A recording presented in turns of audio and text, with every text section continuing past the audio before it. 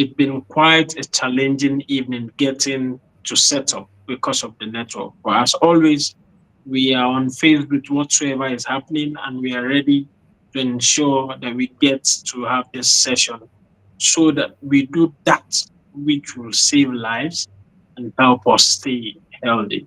My name is Jonathan Loki Emeka, and if you're joining us now, this is Voices and Forces, and I'm glad to have you here. Tonight, our guest is no other than Dr. David Shane Madaki. If you followed earlier on, you would see that I read or I posted his bio, uh, and he is quite experienced in this. It's so much to read about him. And I thank God that we are doing this tonight. This is because I know that someone needs this. Someone really needs this. So just do well to stay with us tonight, and so you get to catch the gist. And right away, we will start, and I'd welcome our guest, Dr. David Shane. I can see that your audio is up, Doctor. Yeah, yes. Good evening, Mr. Jonathan. I hope you All can hear right. me. Am I Yes, audible? I can hear you. But before we go on, just give me a second to clear something up, then we can continue. Please stay on the call. All right.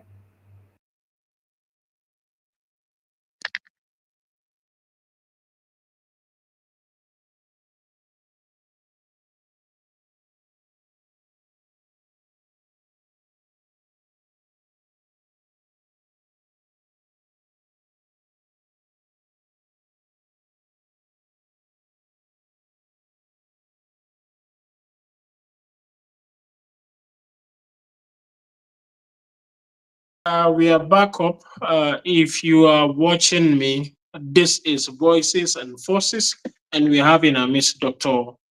David Shane Madaki. Doctor, please say a few things about yourself, and you can go on to also introduce a topic of discussion, and we'll kick it off from there. Thank you very much.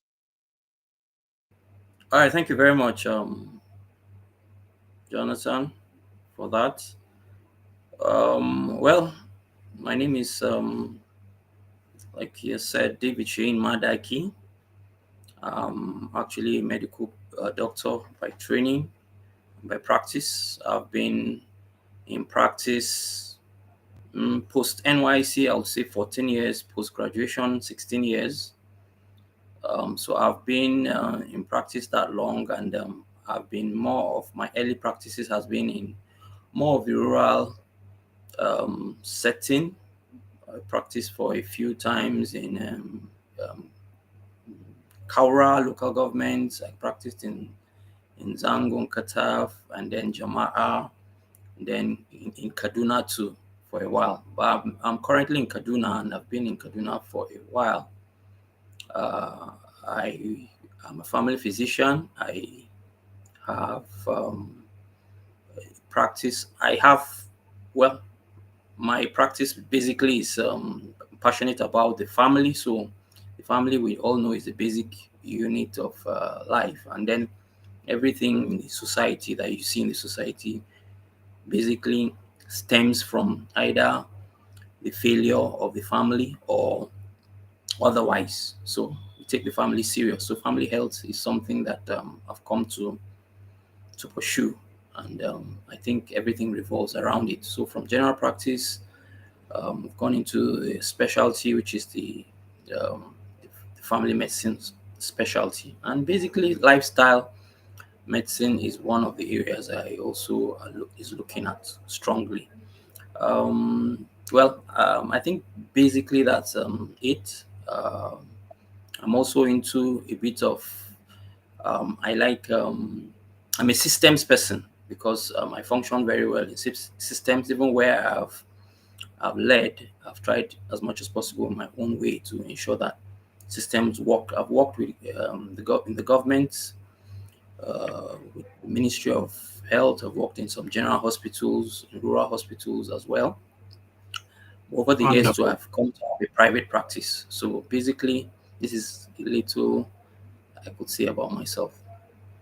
All right. Thank I'm you very much, going into Doctor. Thank you. medical We politics appreciate you for that. now.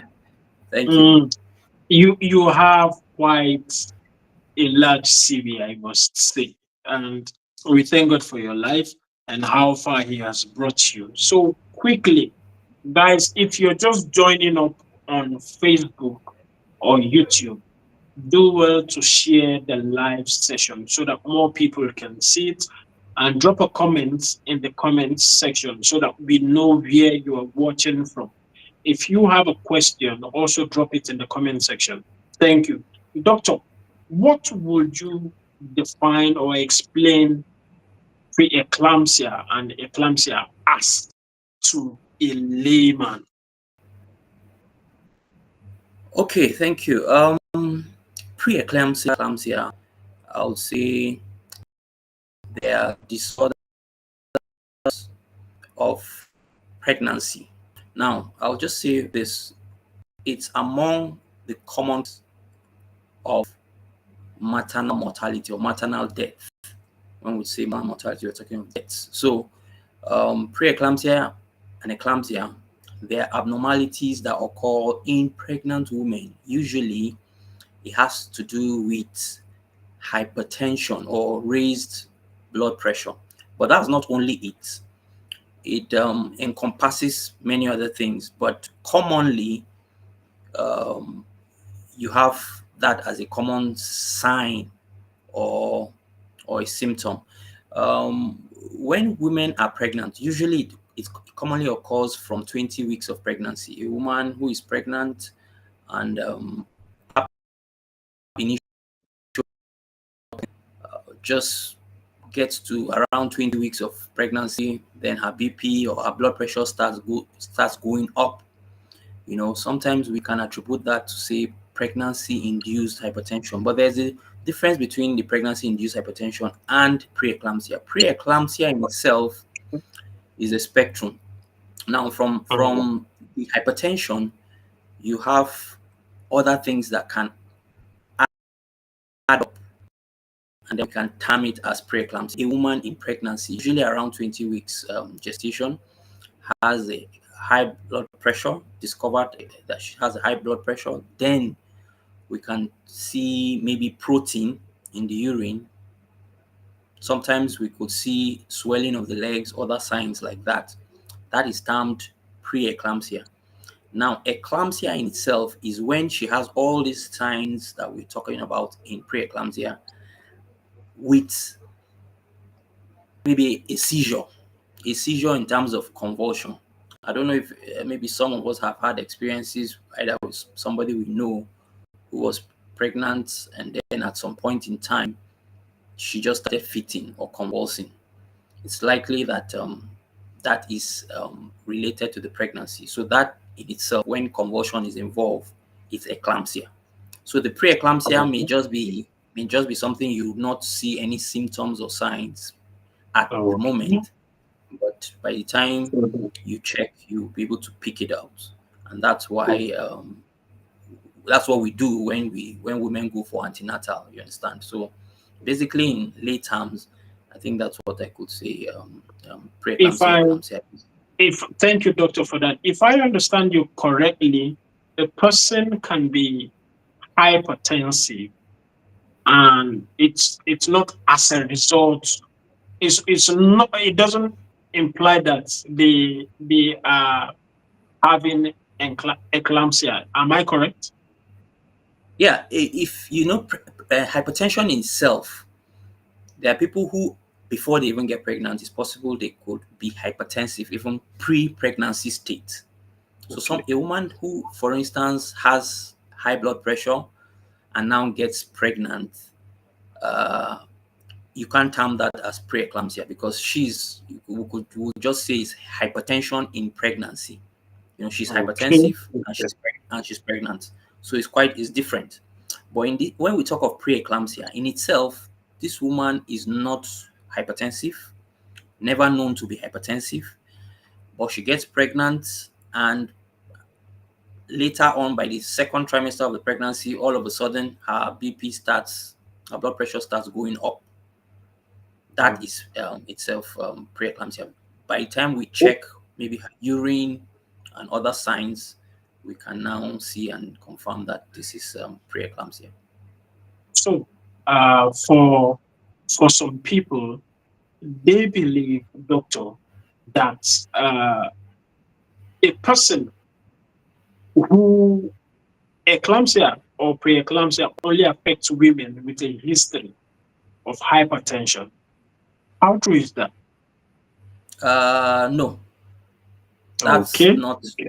Yeah, that's not totally true. It's not. A woman with maybe a history, family history, for instance, of hypertension, can be at risk, but you can't Okay. say just because you have a history, then we term it as preeclampsia or eclampsia.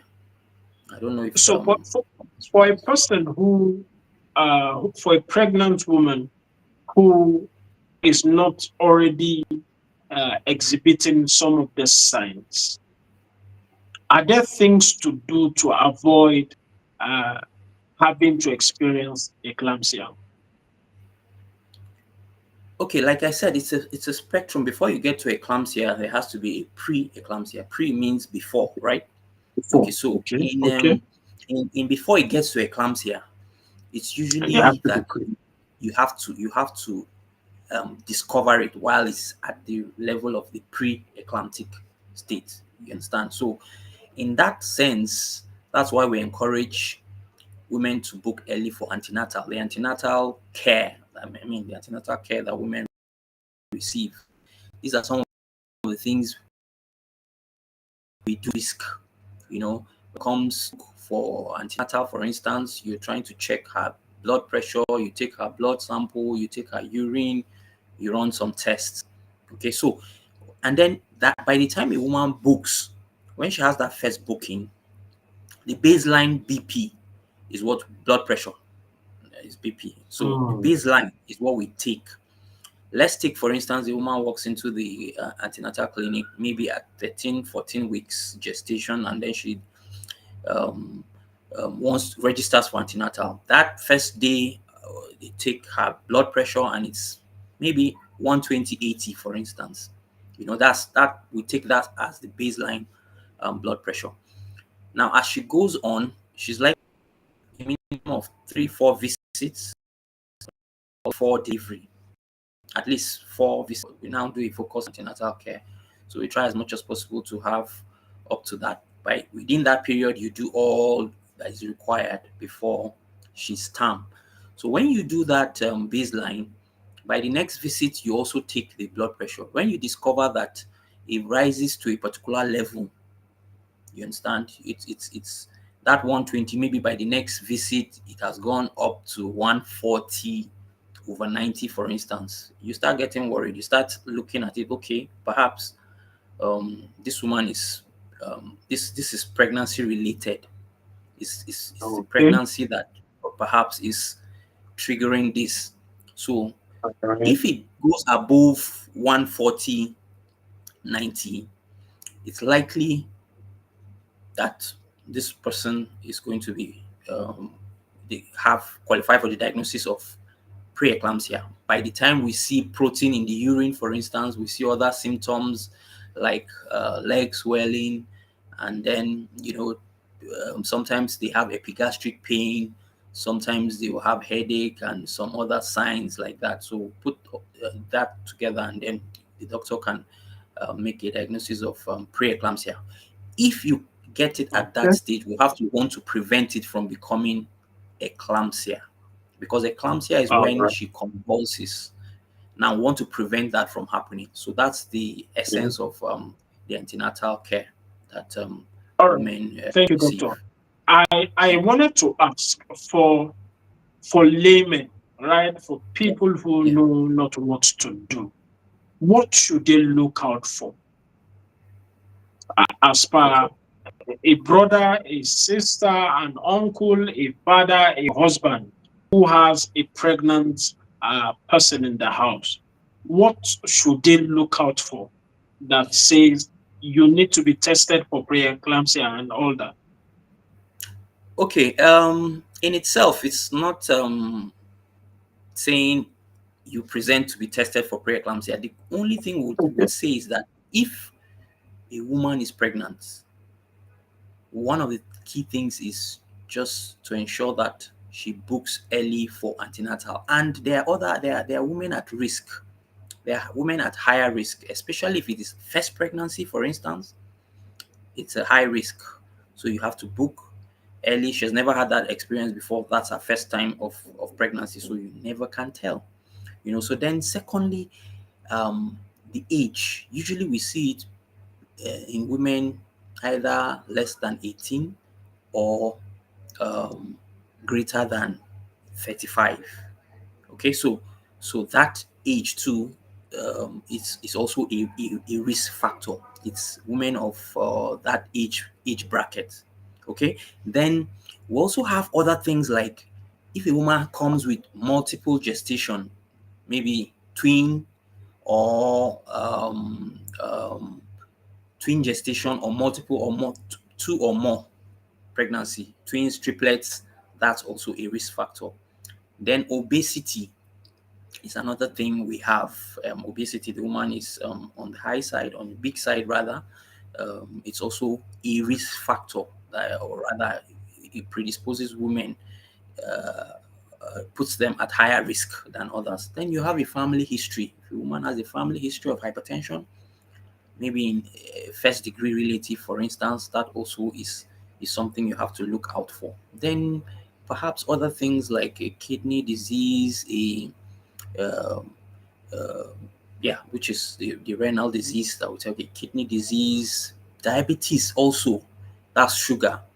When you talk about somebody is diabetic, there's also the risk of developing hypertension in pregnancy. So these are some of the things we now to need to look out for. Then a previous history too of eclampsia. A woman who has had a preeclampsia, for instance, in a previous pregnancy, is at risk of having um, either preeclampsia or eclampsia itself in subsequent pregnancy. So these are risk factors we need to look out for and try as much as possible to ensure that we we present early to hospitals. We're screened for the necessary baseline investigations that are needed to do to be able to be proactive to prevent that from escalating. Okay. All right. Thank you very much, Doctor, for that. Guys, if you're just joining up, viewers, if you're just joining up, do well to share the live session so that other persons can learn from this and help guide their partners, their sisters, uh, young ones who live with them, so we don't get to lose them.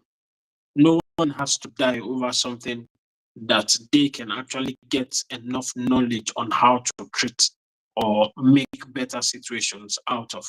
So please share the live and also let us know where you're watching from. Uh, Doctor, the next question is this. Uh, your experience, what mistake cause delays in seeking treatment for preeclampsia? Yes, okay, that's this is a very important question. Now, most times when we see the cases of preeclampsia and eclampsia that I've seen, majorly sometimes are common with the low socioeconomic status, talking about women with either poor background and usually also lack of or maybe low education. The educational level too, in a way, also affects the woman. The more educated a woman is, the more likely she's going to take proactive measures to want to know things about her body and not wait for anyone to instruct her, for instance, should be curious. Now, we even have, it's even better now that we have a lot of information out there that people can seek and know, and knowledge is there as well. So, these are some of the things we're seeing. So, in women who are either in rural settings or in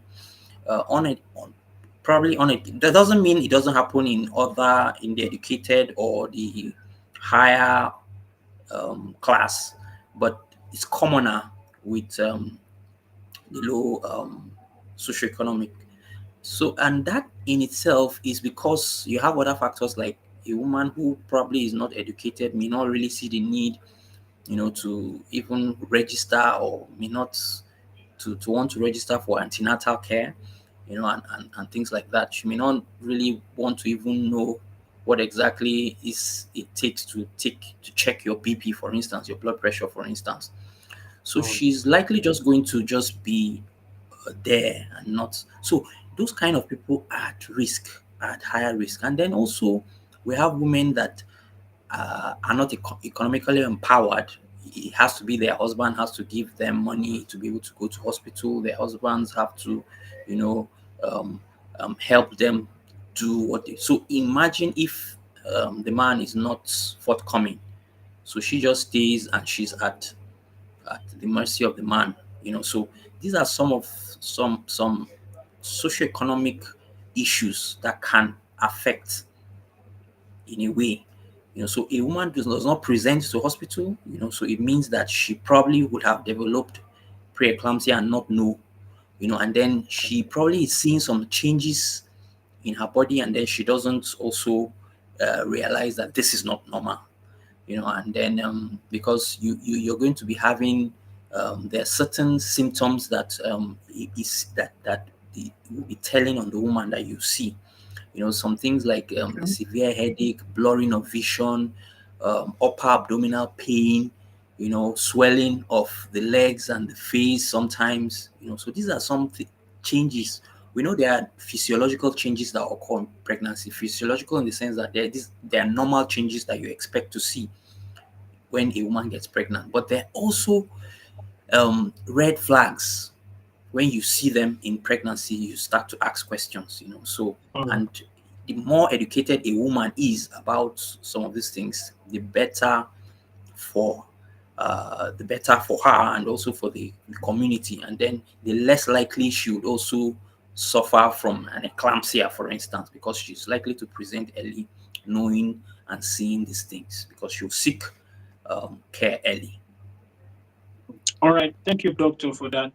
If you're just joining, guys, we've been talking with Dr. David Shane Madaki, and what we've been discussing about is pre-eclampsia and eclampsia. This is because this is World Health Organization's month for the awareness of pre-eclampsia and eclampsia. Many people have died without knowing that they could get help medically. All right. Once a person knows what is wrong with them, they can look for that to seek uh, medical attention and assistance. And we are discussing with a professional today by the name Dr. Shane Madaki, trying to provide answers to our questions and give directions. Doctor, for pregnant women and even uh, the baby still in the womb, what complication bothers you more for Yeah. preeclampsia and eclampsia cases? Yeah. Okay, so that's a good question. The complications usually, as I mentioned earlier, when we started, I made mention of preeclampsia, eclampsia being one of the common causes of maternal mortality.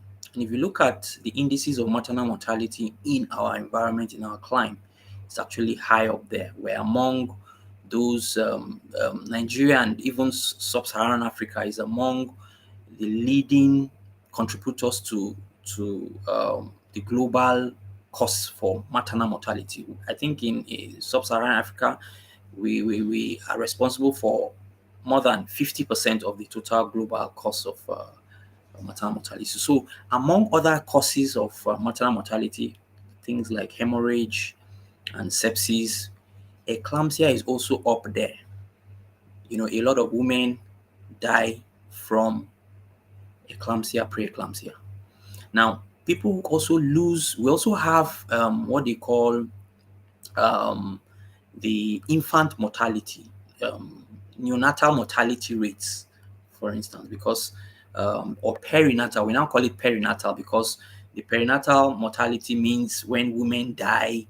I mean, children rather, babies die either in while they're in the womb, and by the time they are 7 days post delivery, postpartum.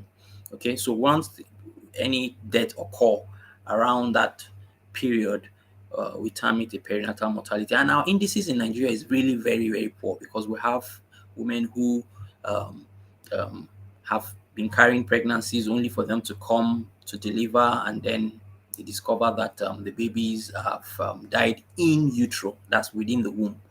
So one of the common causes is actually undiagnosed hypertension. Hypertension has a very detrimental effect on the fetus.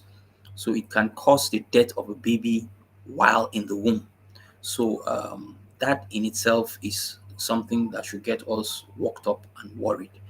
And then also the health of the mother itself. The mother too is prone to death, to dying from eclampsia, you know. And if interventions are not done early, women can die from complications of eclampsia because it affects end organs. By the time the hypertension is uncontrolled, it can affect the end organs, the kidneys, it can affect the heart, the liver, the eyes, and many other things and it can even cause stroke, for instance, in women.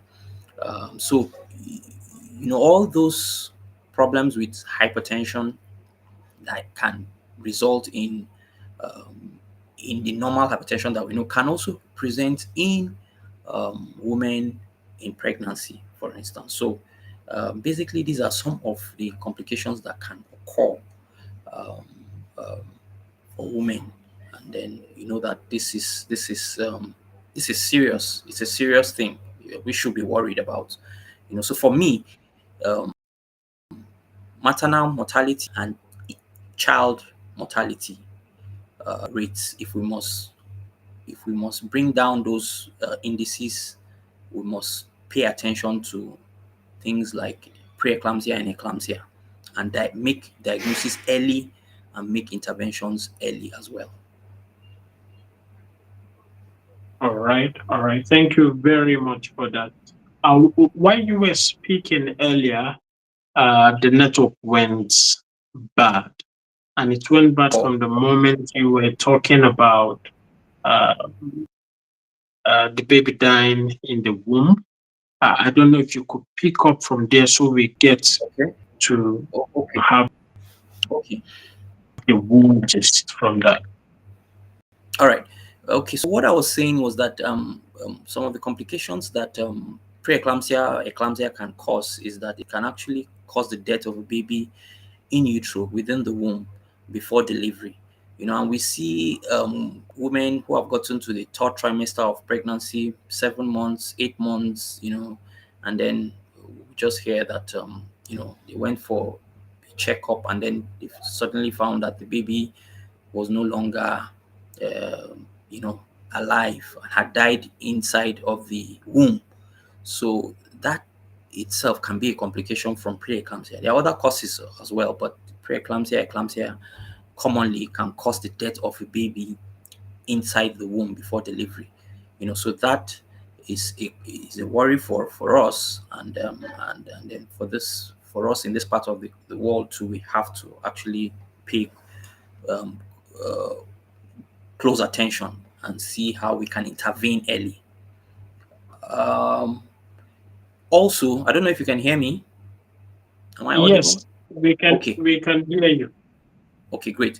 Then also I was talking about the mother too as well. The complications also, apart from just affecting the baby, can also affect the mother. And anything that affects the mother, of course, automatically will also affect the baby.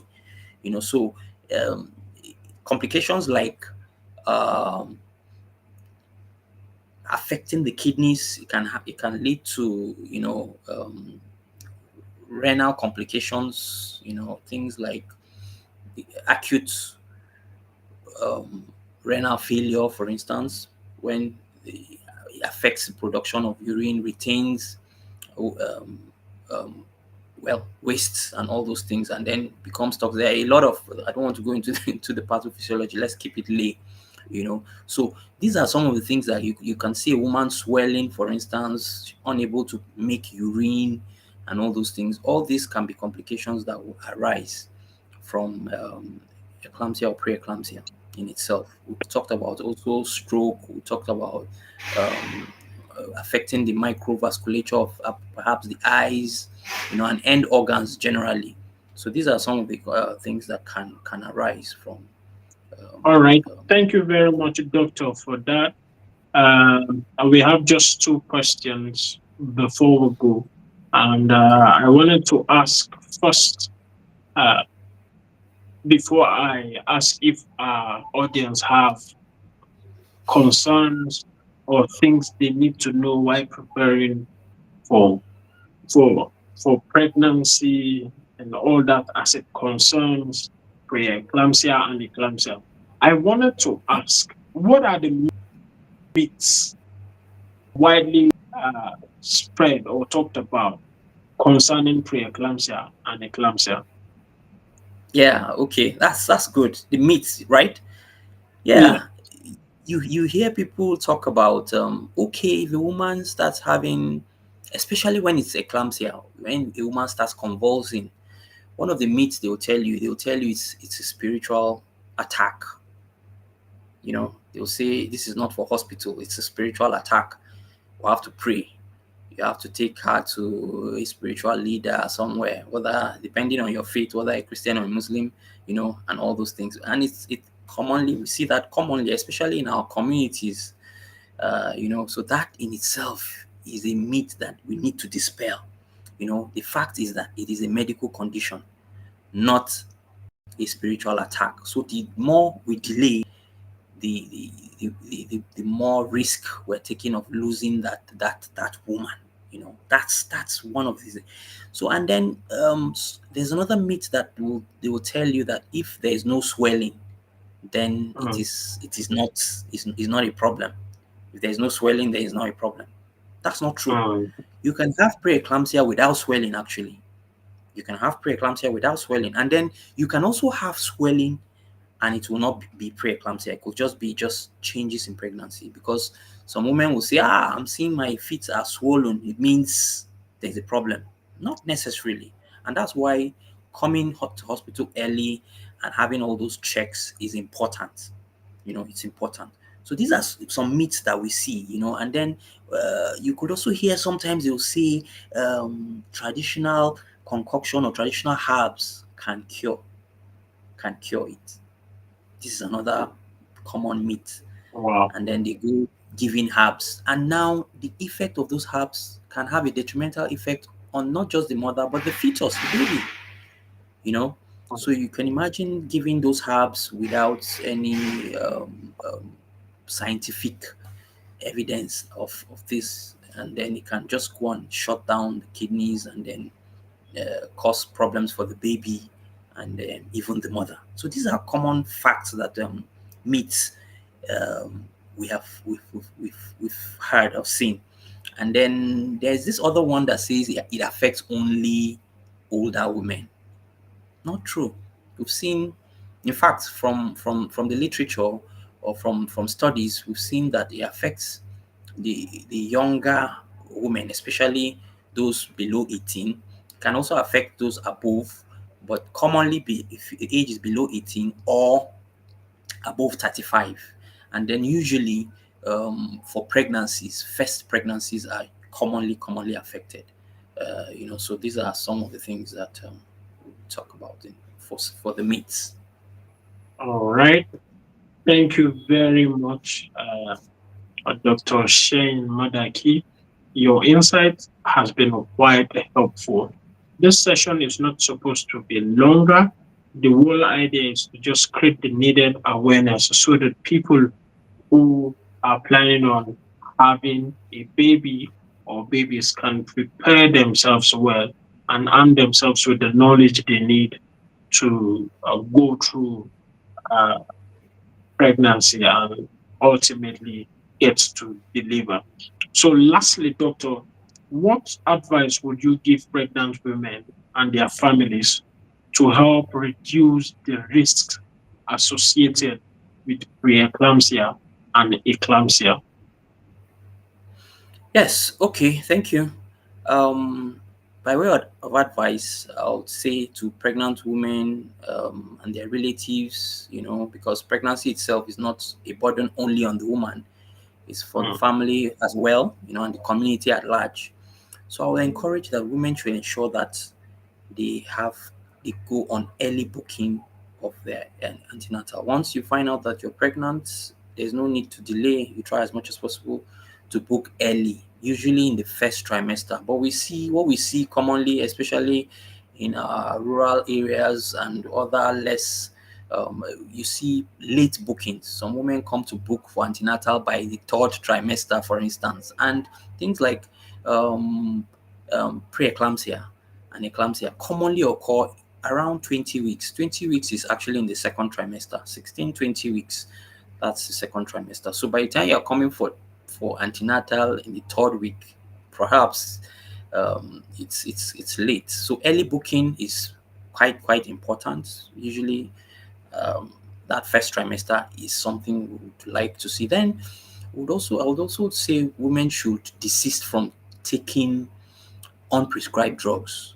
You know, just taking drugs once you're pregnant is not every drug that is safe, is not every drug that you take. You have to ensure that you consult your doctor or your health caregiver, as the case may be. Then regular visits to the antenatal. You see that people book and then they just disappear and then they will not come until there's a problem. So, but there's what we call the focus antenatal care. We want to, when we give you appointments, we expect that at so time you're there.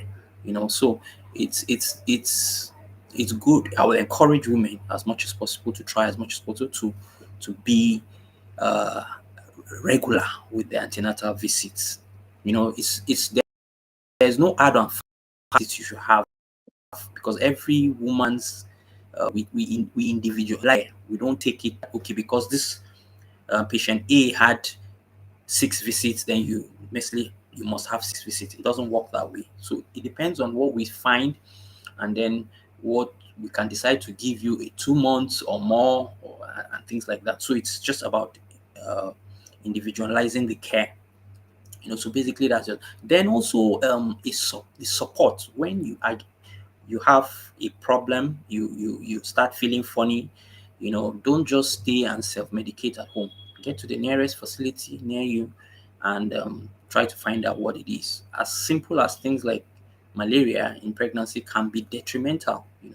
So these are some of the things that I would advise our women to do. And then just by way of also adding, when a woman, for instance, at home starts, a pregnant woman especially, just starts convulsing, that's not the time to start getting all kinds of concoctions to try to force down or try and do this for her. Just try as much to be, well, I know it's not easy, but try to be calm and then lie the woman on her side. Just lie her by the side and then uh, um, try to um, get help, at least get help to the nearest facility as much as possible. Move her there so that we'll be able to take it up from there. all right. Thank you very much, Dr. Shane David Madaki. We Thank appreciate you for your time. We don't take it for granted.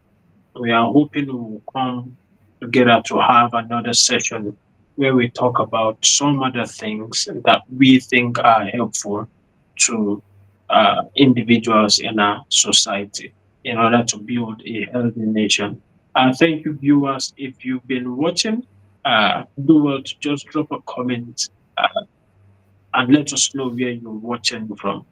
It's been Voices and Forces, and my name as always, is Jonathan Lockyer Mecca. Uh, a quick announcement. The team just opened the Voices and Forces uh, page on Facebook. After this session, do to just go and follow. You'll be getting updates from us for our sessions, and we hope you'll be part of what we are doing. If you have questions, you can still drop them in the comment section. I trust that Dr. Shane will do well to provide answers and help with his wealth of knowledge. And again, do well to share the live so that more people can get to see it and get the needed help. Things to remember: hypertension doesn't mean you you are experiencing preeclampsia. And eclampsia, like doctor said, is a spectrum, right? So it goes through the stage of preeclampsia to eclampsia. Always understand that you, as a pregnant woman, as a neighbor to a pregnant woman, as a husband to a pregnant woman, as a sister, a brother, a father to a pregnant woman, they need your attention. They need your utmost attention. Every point in time you notice anything strange, even when they are not communicating with you, seek medical help. You could save the life of the woman, you could save the life of the baby. Without them, we won't have a good society, I tell you. And that's why we are having this session, so that we can provide the needed help and information to have them go through the pregnancy period and ultimately delivered. Do not forget, Dr. Shane has advised that women should not self medicate. Enroll for antenatal on time. He has said this so that care will be tailored to the pregnant woman or to you as a pregnant woman. Do all you can to advise them and even guide them through it, show them the needed support so we don't get to have stillborns or even losing the mother and the baby in some cases. I pray God will help us and our women go through these situations and bring them out of it successfully. Do have a pleasant night rest, Doctor, and our viewers. We appreciate you for your time. Until we come your way next time, keep watching this space. It's been Voices and Forces. Have a good night.